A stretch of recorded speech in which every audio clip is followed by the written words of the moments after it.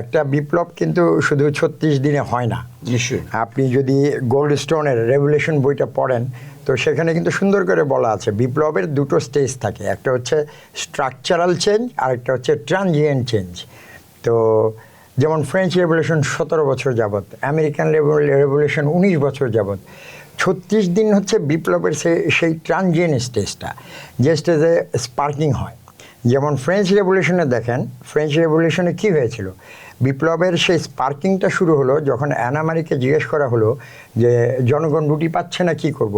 উনি উত্তর দিলেন যে তাহলে কেক খাক, রুটি পাচ্ছে না তো কি হচ্ছে, তো কি হয়েছে।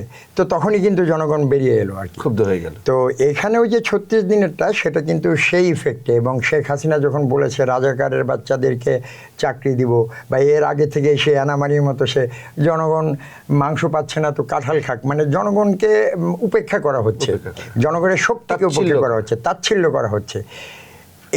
এই তখন থেকেই কিন্তু এই ট্রানজিয়েন্ট স্টেজটা শুরু হয়েছে এবং সেটার স্পার্কিং হয়েছে এই ছাত্রদের কোটা আন্দোলনের ভিতর দিয়ে।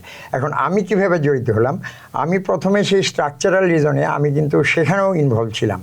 সেনাবাহিনীতে যখন 25শে ফেব্রুয়ারি বিডিআর কিলিং হয় তখন আমরা 4 জন অফিসার সাভার থেকে মুভ করতে চেয়েছিলাম, সেটা থেকেই আমরা আওয়ামী সরকারের রোষানলে পড়ি।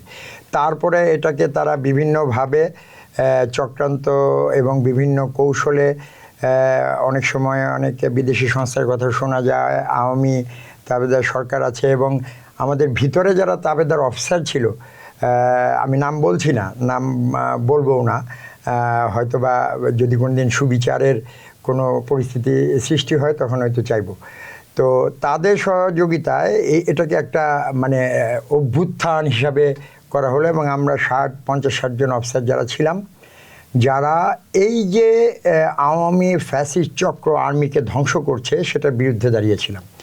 আমরা কিন্তু অন্যায় কিছু করিনি। আমাদের যেটা ছিল, will not do politics and will not allow the politician to do politics in the army, that was our stand. কিন্তু সেটাকে দেখেন যে একটা বিদ্রোহ বানিয়ে মানে আমাদেরকে বিভিন্ন মেয়াদে শাস্তি দিয়ে এটাকে থামিয়ে দেওয়া হয়েছে। বিদ্রোহের শাস্তি কি আপনি মনে করেন 1 বছরের সিনিয়রিটি যাওয়া এটা হতে পারে?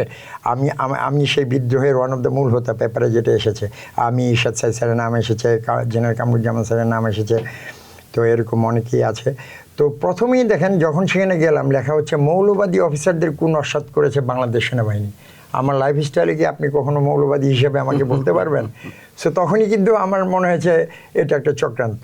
তারপরে হচ্ছে মিস্টার ইশরাক যিনি প্রেসিডেন্ট হতে চেয়েছিলেন, এই জিয়া যে পলাতক আছে, তারপরে মেজর জাকির ছিল, এহসান ইউসুফ ছিল, স্যার ছিল, তাদেরকে কিন্তু সে কোনোভাবে, আমার যেটা মনে হয় যে all of them are very Patriot officer, কোনো কারণে কোনো একটা ট্র্যাপড হয়েছে আমি সেটাই মনে করি।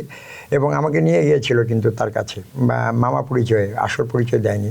তো তখনই কিন্তু তার সাথে আমার একটা বাকবিতণ্ডা হয়। আমি দেখলাম যে সে আরেকটা চর, বিদেশি সংস্থার হতে পারে বা গুপ্তচর হতে পারে, যে যাদের চাকরি গিয়েছে তাদেরকে মানে তাদের ক্ষোভটাকে এক্সপ্লয়েট করে মানে তাদেরকে দিয়ে কোনো কিছু করাতে যাচ্ছে, বা যে প্ল্যানটা ছিল এটার সাথে বাকি যারা অফিসার যারা নিয়মতান্ত্রিকভাবে এই প্রতিবাদ করছিল, মিলিটারি লিডারশিপ ফেইলিওরের বিরুদ্ধে কথা বলতো, তাদেরকে কিন্তু জড়িয়ে দিয়ে এদেরকে সবাইকে একটা মেয়াদে পানিশমেন্ট দিয়ে যে তাদেরকে থামিয়ে দেওয়া হয়েছে। ঠিক আছে।